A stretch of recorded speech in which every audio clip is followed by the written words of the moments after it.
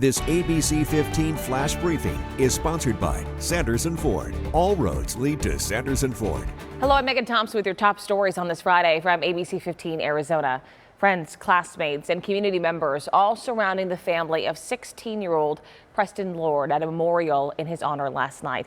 This comes nearly 2 weeks after he was assaulted and killed at a Halloween party. Those who knew Preston came together yesterday at Combs High School in Santan Valley, holding a moment of silence. The Student Council also leading a candlelight and luminary vigil, bringing out hundreds of people. Even though he's gone, his light will never burn out. On behalf of our entire family, we would like to thank you for coming this evening. We thank you for the thoughts, the prayers, the donation, and the kindness. Police say they have received around 200 tips and have executed several search warrants, but still no arrests have been made in this case. An update to share with you now in an animal abuse investigation we have been following for months. The Chandler City Council voting to move forward with plans to adopt new rules and increase crackdowns when it comes to animal cruelty in their city. Another vote is expected next month. This comes after dozens of dogs living in poor conditions were removed from a Chandler home that was operating as a rescue. The case against the owner went to a courtroom, but she has not yet been charged with any crime. Downtown Phoenix could see a rise in employment and housing over the next 5 years. Future predictions suggest employment is expected to increase, adding more than 6,000 workers. Downtown is also seeing a growth in housing as nearly 4,000 new multifamily residential units are under construction. In 2022, there was an estimated $21.1 billion in overall economic impact.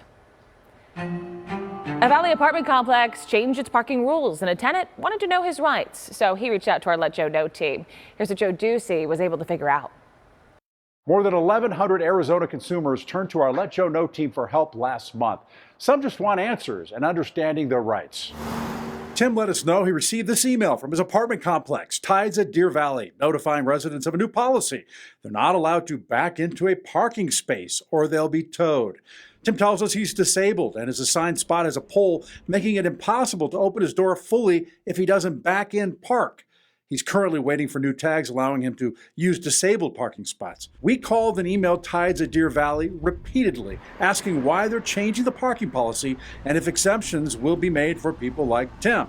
The office said they'd get back to us, but they did not. So what are your rights? With the exception of disabled parking in fire lanes, parking laws generally don't apply on private property like apartment lots.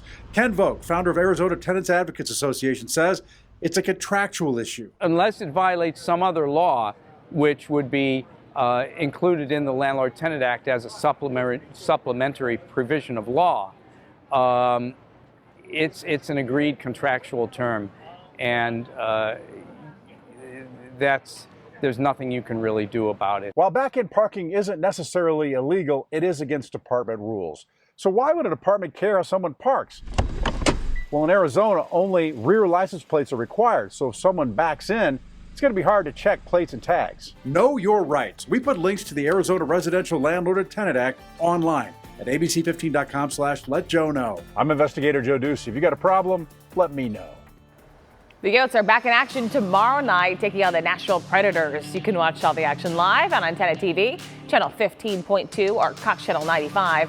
That coverage starts at 5:30. Time now for that most accurate forecast. I'm meteorologist Iris Hermosillo. Temperatures across the state today a little bit cooler than even yesterday, with Phoenix topping out at 78 degrees. So cooler in central Arizona, a little cooler in western Arizona too.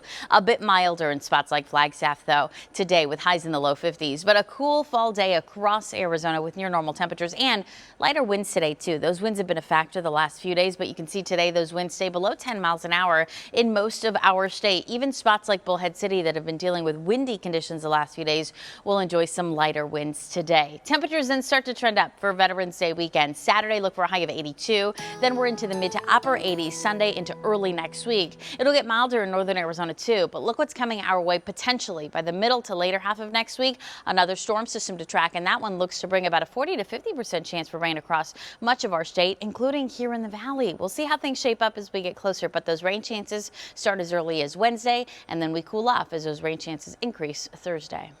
For the latest headlines, weather and traffic, head to abc15.com or download the free ABC15 mobile app. This ABC15 flash briefing is sponsored by Sanderson Ford. All roads lead to Sanderson Ford.